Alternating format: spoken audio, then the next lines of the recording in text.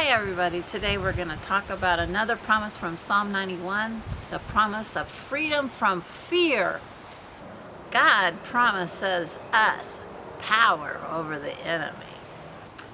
Okay, so Psalm 91 says in verse 5, "You shall not be afraid of the terror by night, nor for the arrow that flies by day." It's like a command. You shall not be afraid of the terror. You are not to be afraid of any terror, nor for the arrow that flies by day. You have freedom over fear. God, there's so many promises in the Bible where God promises you, be free from fear. Fear not. In Joshua 1:7, I think it is, he says, fear not, neither be dismayed. The Lord your God is with you. And so God says, don't be afraid. You can have freedom from fear. Don't fear the coronavirus. God is going to protect you if you call on him and with your whole heart. The next one is authority over the enemy. Authority over all the works of darkness. This has always been what God has wanted for his people. In verse 13 it says,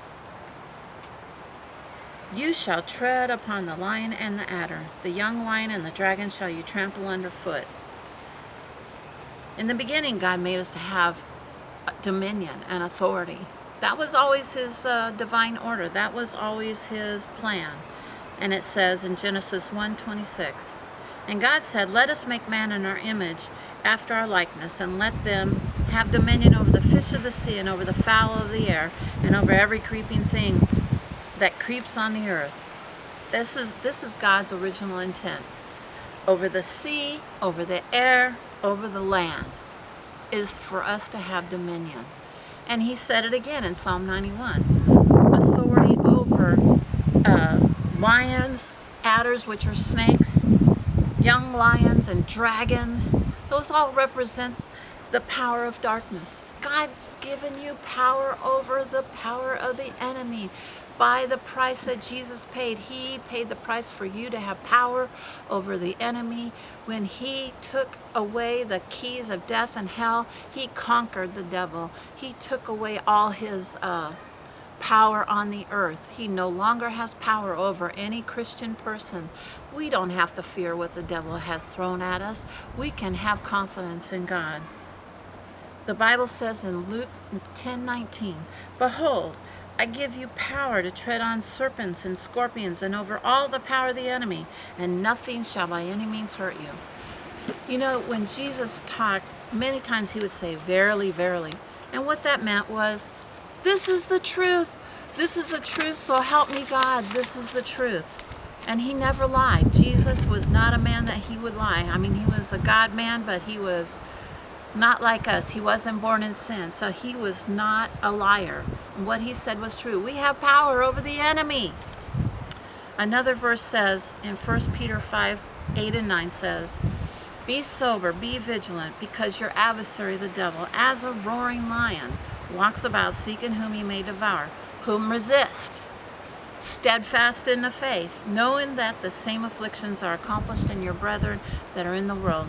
This message is going around the world, and I want all my brothers and sisters all around the world to know you have that same power and authority over the devil. He cannot take control of your life. Jesus paid the price and took away his power, and you need to know that. The devil goes about as a roaring lion. He roars, but he doesn't have the right to bite us, because Jesus busted him in the head and took the keys of death, hell, and the grave. Revelations 1:18 says he doesn't really have teeth. Jesus busted him in the head and kicked his teeth out. So he may roar as a lion, but he can't bite you. You know, you can know Jesus. You can know this power over darkness. You can have power over darkness. All you have to do is turn your life over to Jesus. He loves you. He has a plan for you. He wants to see you get saved. And all you have to do is call on the name of the Lord Jesus and say, Jesus, take my life and do something with it. God bless you, and stay tuned until tomorrow for the next message about Psalm 91. We love you.